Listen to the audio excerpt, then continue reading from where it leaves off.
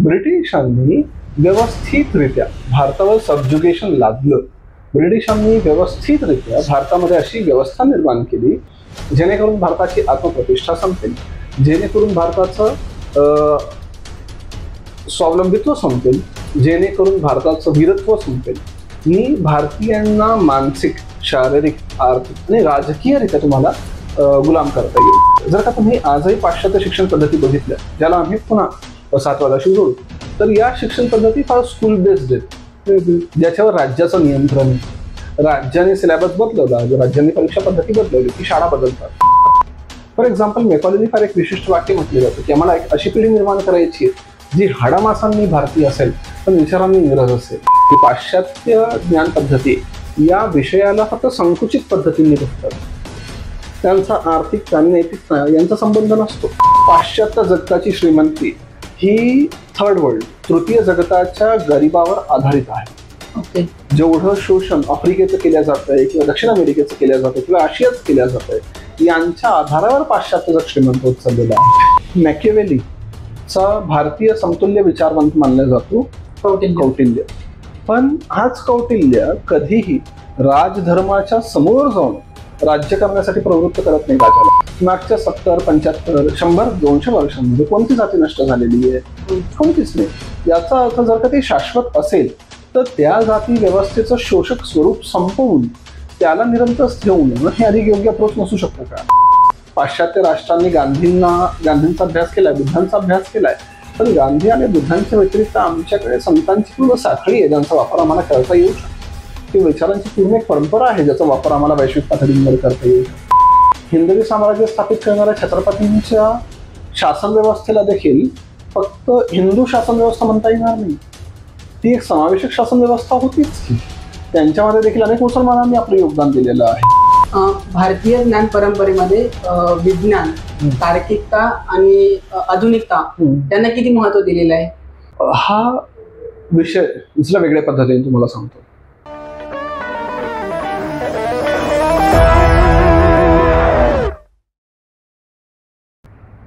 नमस्कार मित्रांनो, तुमचं मनापासून स्वागत आहे टॉक टुडेच्या या मराठी पॉडकास्टमध्ये.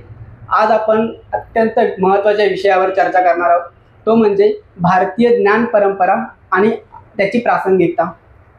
खरं तर तुम्हाला माहिती आहे, जेव्हा ब्रिटिश भारतामध्ये आले तेव्हा त्यांनी त्यांची शिक्षण व्यवस्था, मूल्य व्यवस्था, विचार व्यवस्था भारतीयांवर लादण्याचा प्रयत्न केला, फक्त त्यांच्या वसाहतिक हिताच्या पूर्तीसाठी. परिणामी भारतीयांनी त्यांची संस्कृती, भारतीयांनी त्यांचं ज्ञान यापासून ते परावलंबी झाले, म्हणजे दूर झाले. पण आज ती वेळ आलेली आहे भारतीय ज्ञानाचा शोध घेण्याची, भारतीयत्व शोधण्याची. तर त्याच पार्श्वभूमीवर आपण पाहणार आहोत की भारतीय ज्ञान परंपरा म्हणजे नेमकं नक्की काय आहे, त्याची का गरज पडली आहे. आपण असं काही म्हणणं आहे की आपण पुन्हा मागं जात आहोत यामुळे. तर आपण आज नेमकं काय आहे भारतीय ज्ञान परंपरेमध्ये याचा वेध घेणार आहोत. या विषयावर चर्चा करण्यासाठी मी डॉक्टर क्षितिज बर्वे सर यांना आमंत्रित केलेले आहे, जे श्रीराम IAS सेंटरचे हेड आहेत. तसेच मागील 3 वर्षापासून या विषयावर ते रिसर्च करत आहेत, इंडिपेंडंट रिसर्च आहे त्यांचं. तर नमस्कार सर, आपलं स्वागत आहे टॉक टुडेमध्ये. माझा पहिला प्रश्न असाच आहे की नेमकं काय आहे ते भारतीय ज्ञान परंपरा, त्याच्यामध्ये काय कशाचा समावेश होतो? भारतीय ज्ञान परंपरा हा विषय ऍक्च्युली फार सोपेर आहे. मुळात ज्ञान परंपरा म्हणजे काय, हा विचार सरण्यांपासून कोणत्या प्रकारे भिन्न आहे, हा पहिला प्रश्न असायला हवा. विचारसरणी ही एका विशिष्ट बैठकीमध्ये एखाद्या विषयाला बघण्याची प्रवृत्ती असू शकते. पण ज्ञान परंपरा हा शब्द जेव्हा आम्ही बघतो तेव्हा तो अधिक व्यापक आहे विचारसरणीपेक्षा. जर का आम्ही उदारमतवाद किंवा मार्क्सवाद अशी विचारसरणी घेतल्या तर त्यांचा व्याप फार संकुचित आहे. पण ज्ञान परंपरा म्हणजे एखादी सिव्हिलायझेशन किंवा एखादी सभ्यता, संस्कृती ही कोणत्या मूल्यांना आधारभूत मानते, कोणत्या मूल्यांभोवती ती कार्य करते, किंवा या संस्कृतींचा वैश्विक दृष्टिकोन कोणत्या प्रकारचा आहे यावर निर्माण केला जातो. सो जेव्हा मी भारतीय ज्ञान परंपरा हा शब्दप्रयोग वापरतो तेव्हा मुळात भारत किंवा भारतीय जनमानसातील मागील 3000, 4000, 5000 वर्षांपासून जो वैश्विक दृष्टिकोन निर्माण करण्यात आलेला आहे त्याचा समावेश केला जातो. बरं, ही ज्ञान परंपरा कशी आहे किंवा पाश्चात्य ज्ञान परंपरांहून ती कशी भिन्न आहे हे जर का समजायचं असेल तर ती तुलनात्मकरित्या समजणं सोपं जातं. तुलनात्मकरित्या समजणं म्हणजे कसं, तर मी तुम्हाला उदाहरणं देतो. पाश्चात्य जग हे ज्ञानाला कसं बघतं किंवा त्यांची विश्वदृष्टी काय आहे आणि भारतीय ज्ञानाची विश्वदृष्टी काय आहे या बाबतीत तुमच्या लक्षात असेल की जेवढंही पाश्चात्य वर्ल्ड जग आहे, वेस्टर्न वर्ल्ड आहे, हे नेहमी डायलेक्टिक्सच्या बाबतीमध्ये विषयांना बघतं. द्वैधभाव, खरं खोटं, योग्य अयोग्य. भारतीय ज्ञान परंपरामधला सगळ्यात पहिला आधारभूत तत्व म्हणजे ते कधीच द्वंद्वांच्या बाबतीत विषयांना बघत नाही. इथे तुम्हाला कोणतीही बाब कधीही द्वंद्वात्मक दिसत नाही. इथे ब्लॅक अँड व्हाईट कधीच नाही. तुम्हाला नेहमी शेड्स ऑफ कलर्स मिळतील. तुम्हाला एक संपूर्ण रंगीत स्पेक्ट्रम मिळेल ज्यामध्ये प्रत्येक बाब विशिष्ट स्थानावर असते. याला अनेक विचारवंत असं म्हणतात की भारतीय ज्ञान परंपरामध्ये कॉन्टिनम आहे. कॉन्टिनमचा अर्थ इथे एक सनातनी भाव आहे, एक निरंतरता या परंपरांमध्ये. त्यामुळे काही बाबींमध्ये तुम्हाला योग्य दिसेल, काहींमध्ये अयोग्य दिसेल, पण परफेक्टली चूक किंवा परफेक्टली बरोबर या प्रकारचा विचार इथे कधीच नसतो. भारतीय ज्ञान परंपरेचं पहिलं वैशिष्ट्य ते. दुसरं वैशिष्ट्य ही फार व्यापक विचारसरणी आहे. ही होलिझमकडे जाते, कधीच कंपार्टमेंटलायझेशनकडे जात नाही. होलिझम विशिष्ट विचाराला विशिष्ट पद्धतीने बघण्यापेक्षा ते सर्वांगीण दृष्टिकोनातून बघते. ही एकत्वावर भर देते, ही समावेशनावर भर देते. ही विचार परंपरा कधीही तुम्हाला एका विशिष्ट कालखंडामध्ये रुजलेली दिसून पडणार नाही. सो हा भारतीय ज्ञान परंपरेचा एक वैशिष्ट्य आहे. त्याच्यामध्ये आपण जेव्हा म्हणतो भारतीय ज्ञान परंपरा, फक्त आपल्याला वेद आठवते, तर याच्यामध्ये वेदच आहे का अजून काही वेगळं आहे? ही मागील 3,000 ते 4,000 वर्षांपासून एक सतत विकसित होणारी विचार पद्धती आहे. यामध्ये तुम्हाला वेद दिसतील, यामध्ये तुम्हाला उपनिषद दिसतील, यामध्ये तुम्हाला अरण्यके दिसतील. वेदांवर ज्या टीका करण्यात आलेल्या आहेत है ना, वेदांत दर्शन, ते तुम्हाला यामध्ये दिसेल. वेगवेगळ्या विचार पद्धतींचा याच्यामध्ये समावेश होतो. जैन धर्माचा समावेश आहे, हिंदू धर्माचा समावेश आहे, सिखिझमचा समावेश आहे, चारवाक पण याच्यामध्ये, चारवाक देखील यामध्ये येतो. आणि हे वैशिष्ट्य आहे की इथे एकीकडे तुम्हाला धर्मदर्शन, धार्मिक दर्शन हे आस्तिकही दिसून पडतात, दुसरीकडे नास्तिक देखील दिसून पडतात. इथे कोणत्याही बाबींमध्ये एक्सक्लुझिव्हिटी मेंटेन करण्यात आलेली नाहीये, फार समावेशी आहे. जर पाश्चात्य आपण ज्ञान परंपरा जर पाहिली आणि भारतीय ज्ञान परंपरा, याच्यामध्ये काय वेगळे पण जाणवतो तुम्हाला? काय फरक जाणवतो? अनेक बाबी आहेत पाश्चात्य आणि भारतीय ज्ञान परंपरांमध्ये. मी तुम्हाला सांगतो की मूलभूत गृहीतक जी महत्वाची आहेत त्यांना बघा तुम्ही. फॉर एक्झाम्पल, पाश्चात्य ज्ञान परंपरा ही तुम्हाला नेहमी व्यक्तीच्या तार्किकतेवर आधारित असलेली दिसून येते. तार्किकता. भारतीय ज्ञान परंपरा ही व्यक्ती केंद्रित नाही, ही समुदाय केंद्रित आहे. ही कधीही व्यक्तीच्या हितांना, समुदायाच्या हितावर मान्यता देत नाही. ही समुदाय आणि व्यक्तीच्या हितांमध्ये तारतम्य साध्य करते. दुसरं, पाश्चात्य ज्ञान परंपरा ही अत्याधिक सायंटिफिक बेसिसवर एस्टॅब्लिश करण्यात आलेली. म्हणजे तुम्ही पडताळणी करा, जर का तुमचा अनुभव असेल तरच ते ज्ञानाला मान्यता देते. एका साचेबद्ध ठराविक ज्ञान पद्धतींना पाश्चात्य राष्ट्रांमध्ये मान्यता आहे. भारतामध्ये ज्ञान पद्धती साचेबद्ध नाही, भारतामध्ये ज्ञान पद्धती ठराविक नाहीये, ती एक्सपिरियन्शियल आहे. तुम्ही जेवढं अनुभवजन्य ज्ञान प्राप्त करता तेवढं अनुभवजन्य ज्ञान प्राप्त करू शकता. पण याच सोबत जेवढं ज्ञान तुम्ही विवेचनेतनं प्राप्त करू शकता त्याला देखील इथे महत्व आहे. म्हणजे इथे ज्ञान प्राप्ती ही फक्त बाह्य अनुकरणाद्वारे प्राप्त केल्या जात नाही, तर ती आंतरिक विचारांद्वारे देखील प्राप्त केल्या जाऊ शकते. जेव्हा ब्रिटिश आले तेव्हापासून आपण कुठेतरी म्हणजे त्यांची जी मूल्य व्यवस्था आहे, त्यांनी शिक्षण व्यवस्था लादली, तर यामुळे म्हणजे नेमकी काय कारण आहेत भारतीय ज्ञान परंपरा नष्ट होण्याची? बघा, भारतामध्ये ब्रिटिशांचं आगमन हे वसाहतवादाला दर्शवतं. आणि वसाहतवादी शासन व्यवस्था आणि त्यांच्या आधीची शासन व्यवस्था, ती मुघलाई शासन व्यवस्था असेल किंवा कोणत्याही बाह्य आक्रमणांपासून निर्माण झालेली शासन व्यवस्था असेल, यांच्यामध्ये एक मूलभूत अंतर आहे. जुन्या शासकांनी भारताच्या सामाजिक परंपरांमध्ये, आर्थिक व्यवस्थेमध्ये, वैचारिक परंपरांमध्ये किंवा एकंदरीत भारताच्या समाज रचनेमध्ये कोणताही हस्तक्षेप केला नाही. ब्रिटिशांनी व्यवस्थितरित्या भारतावर सबज्युगेशन लादलं. ब्रिटिशांनी व्यवस्थितरित्या भारतामध्ये अशी व्यवस्था निर्माण केली जेणेकरून भारताची आत्मप्रतिष्ठा संपेल, जेणेकरून भारताचं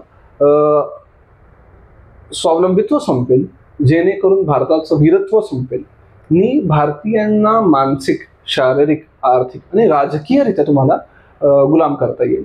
आणि याचाच एक भाग म्हणून त्यांनी जेवढी भारतीय ज्ञानाची साधने होती या प्रत्येकाला नष्ट केलं आणि त्यांनी आपली एक मेकॉलॉजी शिक्षण पद्धती लागली. आता एक विचित्र बघा की भारत हा ब्रिटिशांच्या आगमनापूर्वी शिक्षित नव्हता का? होता. मी हे म्हणणार नाही की सगळं काही योग्य होतं, पण भारतीयांच्या शैक्षणिक पद्धती या विशिष्ट प्रकारच्या होत्या. जर का तुम्ही आजही पाश्चात्य शिक्षण पद्धती बघितल्या, ज्याला आम्ही पुन्हा वसाहतवादाशी जोडू, तर या शिक्षण पद्धती फार स्कूल बेस्ड आहेत, ज्याच्यावर राज्याचं नियंत्रण आहे. राज्याने सिलेबस बदलवला, राज्यांनी परीक्षा पद्धती बदलवली की शाळा बदलतात. बरोबर. राज्य नष्ट झालं की शाळा नष्ट होतात. भारतीयांची शिक्षण पद्धती कोणत्या प्रकारची होती? गुरुकुल परंपरा. गुरुकुल परंपरा. भारतीयांची शिक्षण पद्धती अनुभवजन्य शिक्षण पद्धती होती. आम्ही शिक्षित होत गेलो लिखित साधनांमुळे कधीच नाही, तर शाब्दिक साधनांमुळे. आमची शिक्षण पद्धती ही अधिक अनुभवजन्य होती. जेवढा आमचा अनुभव लक्षात आला त्या अनुषंगाने आम्ही शिकत गेलो. आमची शिक्षण पद्धती ही कौटुंबिक शिक्षण पद्धती होती. एका घरामध्ये, एका जातीमध्ये, एका समाजामध्ये व्यक्ती जो सिनियर आहे तो शिक्षकांच्या भूमिकेला स्वीकार करायचा. यामुळे काय व्हायचं की एक सातत्य तुम्हाला नेहमी भारतीय शिक्षणामध्ये दिसून आलं. मी यातील कुरीतींना समर्थन करत नाही, पण मी तुम्हाला सांगतोय की मूळ शिक्षण पद्धती भारतीयांची ही फार वेगळी आहे. भारतीयांची शिक्षण पद्धती समाजाच्या भोवती चालते, व्यक्तींच्या भोवती चालते. ही कधीच राज्यापासून निर्मित होत नाही. आधुनिक शिक्षण पद्धती जी मेकॉले नंतर आलेली आहे त्याचा उद्गम राज्यात आहे. त्याचा विचार हा उपयोगितेवर आधारित आहे. भारताने उपयोगिताजन्य शिक्षण पद्धतीवर भर दिला नाही. भारतीयांनी ज्ञानावर आश्रित असलेल्या शिक्षण पद्धतींवर भर दिला. म्हणून एवढी वर्ष भारतीय शिक्षण पद्धती सर्वाईव्ह झाली किंवा भारतीय ज्ञान परंपरा या एकमेकांसोबत समोर येत गेल्या. भारतीयांनी कधीच इतिहासासोबत आपला संबंध तोडला नाही, किंबहुना त्यांनी इतिहासामध्येच नवीन भविष्याला गुंफत विकास केलेला आहे. तो तुम्हाला नवीन शिक्षण पद्धतीमध्ये दिसत नाही. जेव्हा वसाहतवाद भारतामध्ये आला ब्रिटिशांसोबत, तेव्हा ब्रिटिशांनी भारतीयांना त्यांचा आत्मसन्मान किंवा त्यांचं आत्मावलोकन संपवण्यासाठी एक नवीन शिक्षण पद्धती आणली, न्यूनगंड निर्माण केला. आणि या शिक्षण पद्धतीमध्ये प्रत्येक बाब उपयोगितेशी जोडल्या गेली. या शिक्षण पद्धतीमध्ये समाजाची किंवा शिक्षणाची यांची जी नाड आहे ती तोडल्या गेली, जेणेकरून तुम्ही काय आहात याचं ज्ञान तुम्हाला होता कामा नये, रादर दॅन तुम्ही काय असायला हवं यावर तुम्ही फोकस करतात. फॉर एक्झाम्पल, मेकॉलेने फार एक विशिष्ट वाक्य म्हटलेलं होतं की आम्हाला एक अशी पिढी निर्माण करायची आहे जी हाडामासांनी भारतीय असेल पण विचारांनी इंग्रज असेल. ही शरीर आणि मनाची जी संबंध आहे तो शिक्षकांनी मेकॉलेच्या शिक्षण पद्धतीमध्ये संपवला आहे. तो इंग्रजांनी मेकॉलेच्या शिक्षण पद्धतीमध्ये संपवलेला आहे. तो आम्हाला पुनर्स्थापित करायचा आहे. आज तुम्हाला एक विचित्र बाब लक्षात येतं की अनेक सुशिक्षित लोक आहेत पण ती समाजामध्ये मिसफिट होतात. समाजामध्ये योग्यरित्या त्यांची स्थान त्यांना लक्षात येत नाही, किंवा त्यांना अजूनही न्यूनगंड किंवा त्यांना डिप्रेशन्स आहेत, किंवा त्यांनी अनेक कुकर्मांना हात घातलेला आहे. हे का झालंय? हे यामुळे झालंय कारण शिक्षणाचा संबंध समाजाशी तोडून शिक्षणाचा संबंध आर्थिकतेशी जोडण्यात आलेला आहे. याची अनेक कारणे. त्यामुळे भारतीय ज्ञान परंपरांकडे मागील 200-250 वर्षापासून दुर्लक्ष झालेलं दिसून येतं. बट ब्रिटिशांनी आणलेल्या शिक्षण पद्धतीमुळे काही फायदे झाले का? नक्कीच. तुम्ही आर्थिक आधारांवर जर का बाबींना बघितलं तर तुम्हाला फायदे झालेले दिसून येतात. पण मूळ मुद्दा पुन्हा तोच येतो की फायद्यांची व्याख्या कशी करायची. जर का मी आर्थिक घटकांवर बोलतोय तर तुमची आर्थिक संपन्नता किती वाढली याला मी फायदा म्हणून लक्षात घेणार आहे का, किंवा तुमचा पगार वाढ किती झाला याला मी फायदा म्हणणार आहे का, किंवा तुमच्या आर्थिक घडीला, तुमच्या आर्थिक जीवनाला तुमच्या सामाजिक जीवनाशी, राजकीय जीवनाशी, धार्मिक जीवनाशी यांच्याशी जोडून बघावं लागेल. आज आर्थिक विकास होतोय पण या आर्थिक विकासामध्ये शाश्वतता आहे का, किंवा आज निर्मितीचं कार्य केल्या जातंय, मॅन्युफॅक्चर केल्या जातं पण मॅन्युफॅक्चरिंग मधला आनंद आहे का. सो पगारवाढ होते पण त्याचं रूपांतरण आनंदांमध्ये जर का होत नसेल, जर का भारतीयांमध्ये सातत्यपूर्णरित्या द्वेष भावना वाढीला लागते किंवा हेटरेट वाढीला लागते, जे अनेक रिपोर्ट्समध्ये समोर आलंय, तर याला उपयोगिता म्हणायचं का. जे मी सांगतो की पाश्चात्य ज्ञान पद्धती या विषयाला फक्त संकुचित पद्धतींनी बघतात. त्यांचा आर्थिकता आणि नैतिकता यांचा संबंध नसतो. त्यांच्या आर्थिक धोरणांचा पाया हा फक्त आणि फक्त लाभ आहे, प्रॉफिट आहे. प्रॉफिट मॅक्झिमायझेशन कसं करायचं, लाभाचं महत्तमीकरण कसं करायचं, यावर पाश्चात्य विचारवंतांनी भर दिलेला आहे. पण त्यांनी कधीच हा भर आर्थिक व्यवस्थेच्या नैतिक दृष्टिकोनातून केलेला नाहीये, आर्थिक व्यवस्थेच्या सामाजिक दृष्टिकोनातून केलेला नाहीये, किंवा आर्थिक घटकांच्या पर्यावरणीय शाश्वततेच्या दृष्टिकोनातून त्यांनी विचार केलेला नाहीये. आम्हाला तो विचार आज करणं भाग आहे. बरोबर. म्हणजे तुम्ही अगेन अर्थव्यवस्था किंवा आर्थिक विकास यांना कंपार्टमेंटलाइज करून नाही बघू शकत, त्यांना एका संकुचित दृष्टिकोनातून नाही बघू शकत, तुम्हाला तो व्यापकतेने बघावा लागतो. बट जेव्हा प्रबोधनाची भारतामध्ये सुरुवात झाली, राजा राममोहन रॉय पासून महात्मा फुले, रानडे, गोखले, आंबेडकर शेवटपर्यंत, तर त्यांनी पाश्चात्य शिक्षणावर भर दिलेला आहे. बिलकुल. तर मग ते त्याच्याकडे का, म्हणजे त्यांनी भारतीय ज्ञानाला का कमी महत्व दिलं मग? मी आता तोच मुद्दा तुम्हाला सांगतोय की पाश्चात्य विचारसरणी ही विसंवादावर आधारित आहे, ज्याला आपण सुरुवातीला डायलेक्टिक्स म्हटलं, की हे नाहीतर हे. भारतीय विचारसरणी हे डायलेक्टिक्सवर आधारित नाही आहे, ते कॉन्टिनमवर आधारित नाही आहे. जेव्हा मी भारतीय ज्ञान पद्धतींचा विचार, ज्ञान परंपरांचा विचार समोर मांडतोय, तेव्हा मी तुम्हाला हे म्हणत नाही की पाश्चात्य पूर्णपणे चुकीचं आहे. मी तुम्हाला सांगतोय की तुमचं अस्तित्व, तुमचं स्वत्व कशामध्ये आहे. सो मी भारतीय असून देखील, भारतीय ज्ञान परंपरांचा पाईक असून देखील पाश्चात्य विचार परंपरांच्या सकारात्मक बाजूंची त्यांना समर्थन देऊ शकतो. फॉर एक्झाम्पल, जेव्हा जो मुद्दा तुम्ही मांडलाय राजा राममोहन रॉयपासून सगळ्या समाजसुधारकांपर्यंतचा, हा मुद्दा देखील इथे प्रासंगिक आहे. यांनी भारतीय ज्ञानाला कधीच कमी लेखलं नाही, रॅदर त्यांनी नेहमीच म्हटलंय की भारतीय ज्ञानाला पाश्चात्य ज्ञानाची जोड असायला हवी. राजा राममोहन रॉयनी नेहमीच विचार मांडलेला आहे की भारताचं जे आहे ते योग्य आहे, पण जे अयोग्य आहे, जे कालानुरूप उणिवा यामध्ये निर्माण झालेले आहेत, त्या उणिवांना संपवावं लागेल. भारतीय ज्ञान परंपरा आणि पाश्चात्य ज्ञान परंपरा यांची विभागणी तुम्ही सरळ सकट करू शकत नाही की जे भारतीय आहे ते चांगलं, जे पाश्चात्य आहे ते वाईट. ही विचार पद्धती कॉन्टिनमवर आधारित आहे. पुन्हा पुन्हा मी तुम्हाला तेच सांगतो. याचा अर्थ काय, तर जे जे योग्य आहे ते आम्हाला स्वीकारायचं आहे. पाश्चात्यामध्ये ती वृत्ती दिसत नाही, जे जे योग्य आहे ते स्वीकारायचं. भारतीयांमध्ये ती वृत्ती आहे. तुम्हाला माहिती आहे, भारतामध्ये डिबेट कल्चर आहे.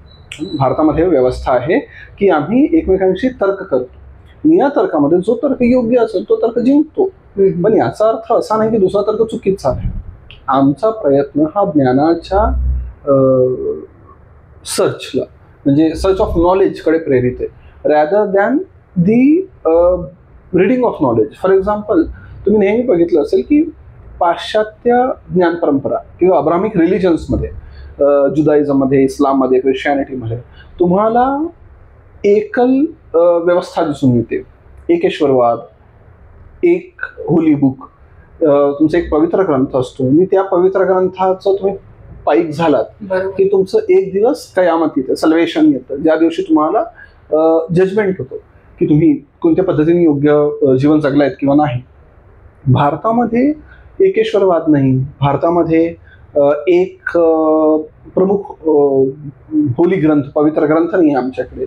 आमच्याकडे काय आहे, आमच्याकडे अनेक मार्ग आहेत जे एकाच सत्यापर्यंत पोहोचतात. आम्ही अनेकदा विचार मांडतो, एकम सत विप्रा बहुधा वदन्ति, म्हणजे सत्य एक आहे. विप्र किंवा बुद्धिवंत याला वेगवेगळ्या प्रकारे सांगतात, म्हणजे एकच सत्यापर्यंत जायचे वेगवेगळे मार्ग असू शकतात. आम्ही मार्गाचं पालन करतो, आम्ही वेगवेगळ्या रस्त्यांनी जातो, आमचं डेस्टिनेशन महत्वाचं आहे. त्यासाठी आम्ही कुठेच फंडामेंटलिस्ट होत नाही, आम्ही इन्क्लुझिव्ह आहेत. आम्हाला प्रत्येकच मार्गाचं समर्थन आम्ही करतो जोवर तो मार्ग योग्य दिशेने जातोय.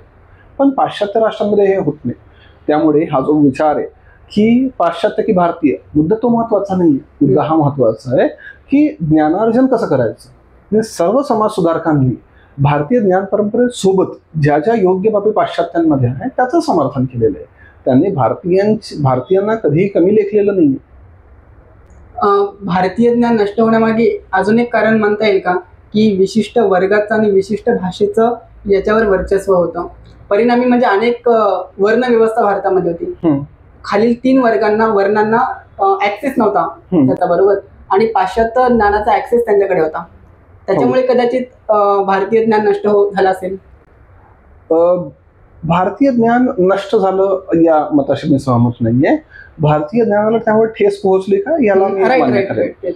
याला बघा 2 मुद्दे आहेत. ज्याला आम्ही ब्राह्मणवादाशी जोडलेलं भारतीय ज्ञान परंपरा म्हणतोय, ही पुन्हा भारतीय ज्ञान परंपरेचा एक फार लहान भाग आहे. जेव्हा तुम्ही फक्त ब्राह्मणवादाला भारतीय ज्ञान परंपरेच्या समतुल्य मानतात तेव्हा तुम्ही बौद्ध परंपरांना पूर्णपणे इग्नोर करतात, तेव्हा तुम्ही जैन परंपरांना पूर्णपणे इग्नोर करतात. मुद्दा हा ब्राह्मणवाद किंवा जैन परंपरा किंवा बुद्ध परंपरा यांचा नाही. मुद्दा आहे एकत्रितपणे भारतीय जीवन दृष्टिकोन त्या प्रकारची होती. त्यामुळे वेगवेगळ्या कालखंडांमध्ये वेगवेगळ्या समुदायांकडे सत्ता गेली आणि त्यांनी सत्तेच्या आधारावर स्वतःच्या जीवन पद्धतींना श्रेष्ठ समजण्याचा प्रयत्न केला किंवा दर्शविण्याचा प्रयत्न केला. पण या पलीकडे मुद्दा तो नसून मुद्दा हा आहे की आम्ही काय आहोत, आमचं स्वत्व कशामध्ये, आमची विश्वदृष्टी कोणती, आमची धार्मिक दृष्टी, आध्यात्मिक दृष्टी म्हणतोय मी, सामान्य अर्थाने धार्मिक दृष्टी म्हणत नाहीये, ती कोणती आहे, आमची आर्थिक दृष्टी कोणती आहे, किंवा जीवनातील वेगवेगळ्या अंगांमध्ये एक कोऑर्डिनेशन क्रिएट करून कोणत्या प्रकारे जीवनयापन केल्या जाऊ शकतं, हा मुद्दा अधिक महत्वाचा होता.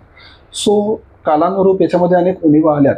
ब्राह्मणवादाच्या उणिवा असतील किंवा संस्कृत प्रचुरतेच्या उणिवा असतील किंवा जातींच्या कठोर व्यवस्थेच्या उणिवा असतील, या उणिवा आल्यात, नक्कीच आल्यात. पण यामुळे भारतीय ज्ञान परंपरा कधीच नष्ट झाली नाही.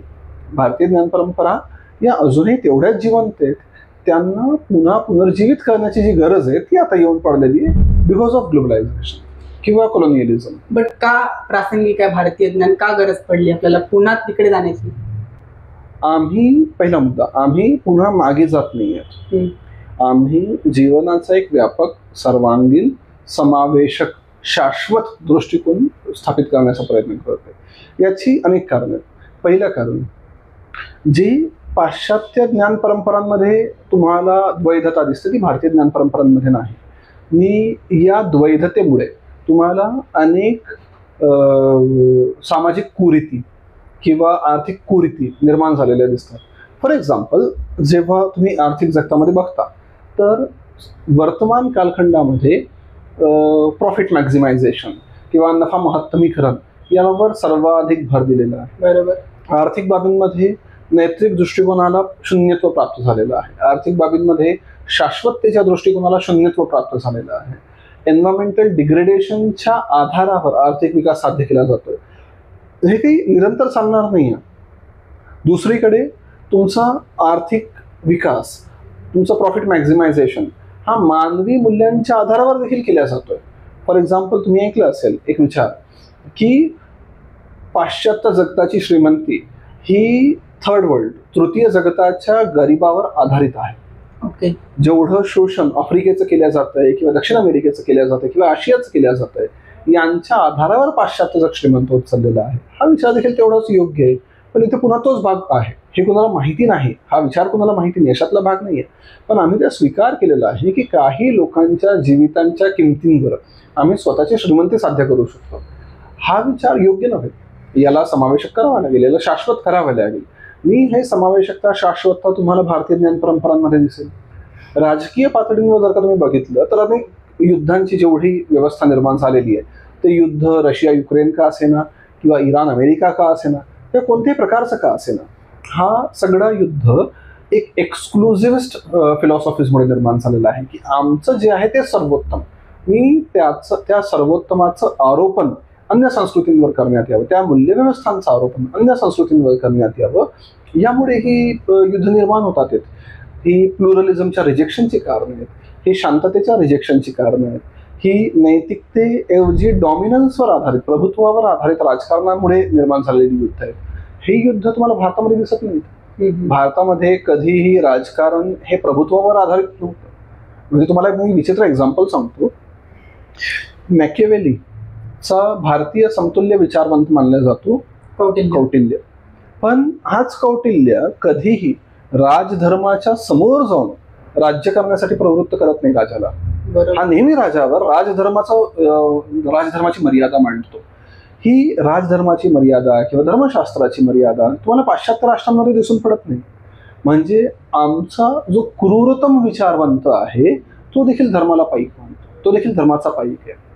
हा विचार पाश्चात्यांमध्ये कधी येणार आहे? जर का वैश्विक पातळींवर हा विचार आम्ही मांडू शकलो, प्लुरलिझमचा विचार मांडू शकलो, इन्क्लुझिव्हिटीचा विचार मांडू शकलो, किंवा कन्सल्टेशन बेस्ड पॉलिटिक्सचा विचार मांडू शकलो, आम्ही पीसफुल वर्ल्ड ऑर्डरचा विचार मांडू शकलो, world order based on the principle of equality बद्दल बोलू शकलो, तर हे युद्ध होणार नाही आहे. आम्हाला तो विचार मांडायचा आहे. जर का तुम्हाला याच ग्लोबलायझेशनला, वैश्वीकरणाला किंवा वेगवेगळ्या राष्ट्रांमधील संबंधांना शांततेने समोर घेऊन जायचं असेल तर भारतीय ज्ञान परंपरा एक विचार असू शकतं. हाच मुद्दा सामाजिक शास्त्रांमध्ये देखील तेवढाच महत्वाचा आहे. जेवढे तुमचे विचार बुकिझमचे येतात आहेत, जेवढे तुमचे विचार रेशियल डिस्क्रिमिनेशनचे येतात आहेत किंवा तुमचे विचार इकॉनॉमिक इनइक्वॅलिटीज बद्दल येतात आहेत, हे विचार भारतामध्ये तुम्हाला अस्तित्वात दिसत नाहीत. भारतामध्ये या विचारांवर तेवढ्याच सहजतेने संवाद केलेला आहे. भारतामध्ये या उणिवांवर तेवढ्याच सहजतेने मात केलेली आहे. त्यामुळे भारतीय ज्ञान परंपरांची गरज ही फक्त भारतीयांसाठी नाही आहे, ती एक सामायिक, शाश्वत, शांततापूर्ण, समृद्ध वैश्विक व्यवस्थेसाठी देखील आवश्यक आहे. वैश्विक भारतीय व्यवस्थेसाठी नाही, वैश्विक भारतीयत्वासाठी नाही, भारताच्या समृद्धतेसाठी नाही, तर ही वैश्विक समृद्धतेसाठी, वैश्विक शांततेसाठी आवश्यक आहे. ज्या कारणामुळे आपण म्हणतोय की म्हणजे भारतीय ज्ञान कमी मागे गेलेलं आहे आणि पश्चिमी देशांचं वर्चस्व निर्माण झालेलं आहे, त्याचं म्हणजे वसाहतिक मानसिकता. तर ती वसाहतिक मानसिकता नेमकी काय आहे आणि भारतीय समाजात, इंडियन कल्चरमध्ये ती आपल्याला कशा प्रकारे दिसून येते इंडियन सोसायटीमध्ये? बघा, वसाहतिक मानसिकतेची पाडेमुळे जी आहेत ती पाश्चात्य विचारधारांमध्ये आहे. अगेन जी डायलेक्टिक्सवर आधारित, ज्यामध्ये योग्य अयोग्य, खरं खोटं, श्रेष्ठ कनिष्ठ, श्रीमंती गरिबी, सुंदर किंवा ज्याला आपण क्रूर म्हणता येईल, क्रूर है ना, असे सगळेच विचार जे हायरार्कियल आहेत त्यांच्यावर आधारित आहेत. आणि पाश्चात्य राष्ट्रांनी फार व्यवस्थितरित्या हा हायरार्कियल थॉट प्रोसेस इंडियन माइंडसेटवर लागण्याचा प्रयत्न केला. त्याच्यामुळे आता प्रत्येक बाबींमध्ये आम्हाला हायरार्कीज दिसून येतात. ही हायरार्कीज सुंदरतेमध्ये असेल, ही हायरार्कीज स्किल सेटमध्ये असेल, ही हायरार्कीज सोशल स्टेटसमध्ये असतील. त्यामुळे एक विसंवाद निर्माण झालेला आहे प्रत्येकच घटकांमध्ये. फॉर एक्झाम्पल श्रीमंत वर्सेस गरीब, for example Hindu versus Muslim, for example उच्च जाती विरुद्ध निम्न जाती यांच्यामधला जो विवाद आहे, हा विसंवाद आहे, हा पाश्चात्य विचारधारेमुळे आलेला आहे, हा वसाहतवादामुळे आलेला आहे. वसाहतवाद्यांनी व्यवस्थितरित्या भारतीय समाजामध्ये वेगवेगळे भेद निर्माण केले, त्या भेदांना स्थायी केलं, त्या भेदांना भेद स्वरूपात प्रदर्शित केलं, या विविधतांना भेद स्वरूपात प्रदर्शित केलं की त्याद्वारे त्यांनी स्वतःचं श्रेष्ठत्व स्थापित करण्याचा प्रयत्न केला. तुम्हाला आजही माहिती असेल की भारतीय भाषांऐवजी जर का आम्ही इंग्रजी भाषेचा स्वीकार केला तर त्याला ज्ञान भाषा म्हणून अधिक मान्यता प्राप्त आहे, महत्व आहे. जेव्हा की भाषेचा आधार हा फक्त आणि फक्त कम्युनिकेशन असायला हवं, पण भाषा ही स्टेटसला, क्लासला दर्शवते. तुमचा अटायर कोणता आहे हे तुमच्या क्लासला दर्शवतंय. ही जी हायरार्की बेस्ड फिलॉसॉफी आहे ही वसाहतवाद्यांनी भारतीयांवर लादण्याचा प्रयत्न केला आहे आणि ती सोपी असल्या कारणास्तव भारतीयांनी फार चांगल्या पद्धतीने तिचा स्वीकार देखील केला. एका न्यूनगंडातून देखील भारतीयांनी त्याचा स्वीकार केलेला आहे. आता ते संपवणे हे अधिक आवश्यक असल्याचं माझं मत आहे. बट काही उदाहरणाद्वारे सांगू शकतात का, म्हणजे वसाहतिक मानसिकता आजही कशा प्रकारे दिसून येते आपल्याला? एक भाषेचं तुम्ही उदाहरण दिलं. तुम्हाला एनसीआरटीचा मुद्दा आठवत असेल. एनसीआरटीज मध्ये एक कार्टून त्यांनी लिहिलेलं होतं ज्यामध्ये त्यांनी सुंदर स्त्रीचा चेहरा दाखवलेला होता जो गोरा होता, एका कुरूप स्त्रीचा चेहरा दाखवलेला होता जो काळा होता. सुंदर ते गोर, गोर ते सुंदर किंवा काळ ते कुरूप, हा विचार आलाय कुठनं? आमचा कृष्ण हा काळा आहे पण सर्वांगीण सुंदर त्यालाच म्हटलं जातं. मग आज आपोआप सगळे देवता किंवा सगळे सुंदरतेचे प्रतिरूप जे आहेत ते गोरे कसे झालेत? कारण आमच्यावर ज्यांनी राज्य केलं ते ब्रिटिशच गोरे आहेत. त्यामुळे त्यांचं जे जे आहे ते योग्य असं आम्ही स्वीकार केलेलं आहे. फॉर एक्झाम्पल आजही आम्ही इंग्रजीमध्ये बोलणाऱ्यांना अधिक सुशिक्षित मानतो. आजही आम्ही इंग्रजी पोशाखात वावरणाऱ्यांना अधिक सभ्य मानतो. भारतीय पोशाखात राहणारा गावंढळ वाटतो किंवा भारतीय भाषांमध्ये संवाद साध्य करणारा हा मला गावंढळ वाटतो. ही जी हायरार्की आली आहे याचा तार्किक आधार काही नाही, पण हे सत्य म्हणून आम्ही कुठे ना कुठे स्वीकार केलेलं आहे. त्यामुळे जे एकत्व आहे ते विकोपाला गेलेलं आहे भारताचं.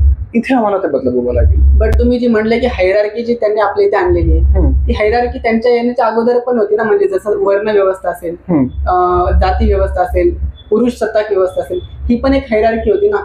नक्कीच वर्ण व्यवस्था, जाती व्यवस्था या मध्ययुगीन कालखंडामध्ये यांनी फार कुरूप धारण केलेलं होतं, हे मी मान्य करतो. पण एका चुकीच्या व्यवस्थेचं प्रतिस्थापन हे दुसऱ्या चुकीच्या व्यवस्थेद्वारे करणं हे कधीच मान्य केलं जाऊ शकत नाही. फॉर एक्झाम्पल, गांधींची विचारधारा आणि आंबेडकरांची विचारधारा ही या बाबतीत फार भिन्न आहे. आंबेडकरांनी या सगळ्या व्यवस्थेला नाकारण्याचा प्रयत्न केला आणि ही व्यवस्था कधीच संपली नाही. गांधींचा विचार या व्यवस्थेला सुधारण्यावर होता. गांधींनी हे मान्य केलं की भारत हजारो वर्षांपासून असा आहे आणि अनेक कुरीत इथे जन्माला आलेले आहेत, पण या कुरीतींना जर का संपविता आलं तर ते अधिक सोपं जाईल. भारतीय समाजामध्ये पूर्णपणे परखी असलेले विचार मांडण्यापेक्षा जे खरे विचार आहेत, जे योग्य आहे किंवा जे स्वत्व आमचं आहे त्यांनाच आयडियल फॉर्ममध्ये आम्ही रिस्टॅब्लिश करू शकतो का? भारतीय जाती परंपरा या मध्ययुगीन कालखंडामध्ये चुकीच्या होत्याच, पण याचा अर्थ जाती परंपरेला पूर्णपणे मोडून काढणं आणि एक नवीन समाजव्यवस्था स्थापित करणं हे असू शकतं का? आम्ही जातीयता संपवण्यामध्ये यशस्वी झालोय का? मागच्या 70, 75, 100, 200 वर्षांमध्ये कोणती जाती नष्ट झालेली आहे? कोणतीच नाही. याचा अर्थ जर का ते शाश्वत असेल तर त्या जाती व्यवस्थेचं शोषक स्वरूप संपवून त्याला निरंतर ठेवणं हे अधिक योग्य अप्रोच नसू शकतं का? मी कोणत्याही चुकीच्या व्यवस्थेचं समर्थन करत नाहीये, पण त्याच्या अस्तित्वाची पूर्ण कारणमीमांसा देखील करावी लागेल. ही जाती व्यवस्था जेवढी रिजिड आहे त्याची रिजिडिटी संपवावी लागेल. ही जाती व्यवस्था जेवढी अस्पृश्यतेला धारण करणारी इथे संपवावं लागेल. हे निम्न वरिष्ठ उच्च जाती निम्न जाती या व्यवस्थांना संपवावं लागेल. ते फक्त आणि फक्त एक सामाजिक ओळखीपुरती जरी मर्यादित राहिले तरी पुरेसं आहे, कारण त्याहून भिन्न तुम्ही याला तसंही संपवू शकलेला नाहीये. आंबेडकरवादाचं पूर्ण म्हणजे ध्येयच होतं जातीचं निर्मूलन. एकही जातीचं निर्मूलन अजून झालेलं नाही. मग ते शक्य आहे का? प्रासंगिक आहे का ते? मी तुम्हाला तेच सांगतोय की जेव्हा जातीचं निर्मूलन हा विषय मांडला जातो तेव्हा तो विषय जातीच्या निर्मूलनाचा नाहीये, तो विषय जातीभेदाच्या निर्मूलनाचा आहे. जातीभेद संपतोय का? नक्कीच जातीभेद संपतोय. जातीभेद अनेक अंगी संपतोय. आज तेवढी जातीभेद तुम्हाला दिसणार नाही जेव्हा 70 वर्ष आधी होतं. ही कंटिन्युअस प्रोसेस आहे, चालेल, पण आम्ही नेहमीच त्यावर प्रगती करतोय. नक्कीच त्यावर प्रगती करतोय, पण याचा अर्थ जाती संपल्या आहेत का? ज्यांनी जातीभेद संपवण्याचा प्रयत्न करण्याचा लढा दिला त्यांनी देखील जाती सोडलेल्या नाही आहेत. जातीयता ही एक चुकीची पद्धती असू शकेल ज्यामध्ये आहे, ज्यामध्ये मागील अनेक वर्षांपासून अनेक कुरीतींचा समावेश झालेला आहे, पण ती व्यवस्था संपवणं भारताच्या बाबतीत तर्कसंगत वाटत नाही. बरोबर. कुणीच यशस्वी झालेलं नाहीये. जाती भेद संपवता येईल, पण जाती व्यवस्था इथे स्थिर राहणार आहे. ती हिंदूंव्यतिरिक्त बौद्धांमध्ये, जैनांमध्ये, ख्रिश्चनांमध्ये, मुसलमानांमध्ये देखील तुम्हाला भारतामध्ये जातीयता दिसून येते. ती आधुनिक कालखंडामध्ये, मध्ययुगात होती, प्राचीन कालखंडात होती, प्रत्येकांमध्ये होती. ती हिंदू शासकांच्या वेळेवर होती, मुस्लिम शासकांच्या वेळेवर होती, इंग्रजी शासकांच्या वेळेवर देखील तुम्हाला जाती व्यवस्था दिसून गेली. ती निरंतर चालते. जाती भेद निर्मूलन करा, नक्कीच करा, त्याला पूर्ण समर्थन आहे, ते किंबहुना करायला हवं. त्यातल्या प्रत्येक कुरीतीनं संपवायला हवं, पण जाती कशा संपतील? भारताला स्वातंत्र्य मिळून जवळपास 75 वर्ष उलटून गेलेले आहेत ब्रिटिश जाऊन, म्हणजे तरी पण आजच्या भारतीय समाजामध्ये वसाहती मानसिकता आपल्याला पाहायला मिळते. तर त्यासाठी कोणते घटक जबाबदार आहे असं तुम्हाला वाटते आजच्या घडीला?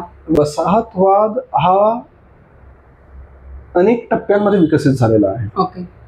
परंपरागत वसाहतवाद हा राजकीय प्रभुत्वाद्वारे स्थापित केला गेलेला होता. जेव्हा ब्रिटिशांनी प्रत्यक्षरित्या भारताच्या राजकारणावर प्रभुत्व निर्माण केलं आणि त्याद्वारे त्यांनी भारतीयांना न्यूनत्व, भारतीयांना गुलामी पत्करायला लावली. पण स्वातंत्र्यानंतर नववसाहतवाद देखील निर्माण झाला. त्यांनी वैश्वीकरणाद्वारे किंवा जागतिक राजकीय संस्थांच्या निर्मितीद्वारे एक नवीन व्यवस्था निर्माण करण्याचा प्रयत्न केला आणि या व्यवस्थेमध्ये फिट व्हायसाठी भारतीयांना ती कार्य करावी लागली जी सरते शेवटी वसाहतवाद्यांच्या लाभाची होती, जी युरोपियनांच्या लाभाची होती. एक नवीन आर्थिक व्यवस्था निर्माण केली गेली ज्यामध्ये पुन्हा त्याच राष्ट्रांचं भलं झालंय ज्यांनी भारताचं शोषण केलेलं होतं. एक ज्ञान निर्मितीचा नवीन प्रकल्प निर्माण झाला ज्यामध्ये पुन्हा तेच ज्ञान निर्माण करण्यात आलं ज्याच्याद्वारे वसाहतिक राष्ट्रांना, साम्राज्यवादी राष्ट्रांना फायदा होईल. सो नववसाहतवाद किंवा डिजिटल कोलोनायझेशन किंवा नवीन ज्ञानाची निर्मिती किंवा उपयोगितावाद, उपभोगवाद यामुळे निरंतरपणे भारतामध्ये पाश्चात्य विचारसरणींचं प्रभुत्व दिसून येतं. ती पाश्चात्य विचारसरणी ही समजायला फार सोपी आहे. ही फार जास्ती सेन्शुअल प्लेजरवर डिपेंडेंट आहे. त्यामुळे अगदी सामान्य माणसाला देखील ती समजते.